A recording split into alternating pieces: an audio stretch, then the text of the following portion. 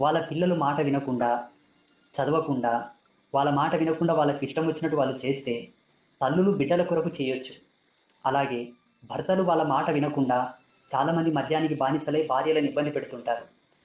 ఆ మద్యం నుండి వాళ్ళు వ్యసన విముక్తులు కావాలని, భర్తలు మంచిగా సుఖంగా ఆయురారోగ్యములతో మంచి కలకాలం వర్ధిల్లాలనే కాంక్ష ఉంటే మహిళలు కూడా చేయొచ్చు. నియమం ఏంటంటే ప్రతిరోజు సూర్యోదయం కన్నా ముందే స్నానం చేసుకొని, కాసింత పంచదార తీసుకొని, 2 అగరబత్తులు తీసుకొని, ఒక అగ్గిపెట్టె తీసుకొని ఆ చెట్టు దగ్గరికి వెళ్ళాలి. అక్కడ వెళ్ళిన తర్వాత అగరబత్తులు వెలిగించి, పంచదారను అగరబత్తులు చేత్తో గుచ్చుకొని నమస్కార ముద్రతో 16 ప్రదక్షిణలు చేసి, ఆ ప్రదక్షిణలు అయిపోయిన తర్వాత ఆ పంచదారను ఆ చెట్టు మీద 5 సార్లు చల్లి, ఆ అగరబత్తులను 5 సార్లు ఆఘ్రాణం చేసి చెట్టు మొదట్లో పెట్టి, తూర్పు ముఖంగా నిలబడి మన ఇష్ట సంకల్పం నివేదన చేయాలి.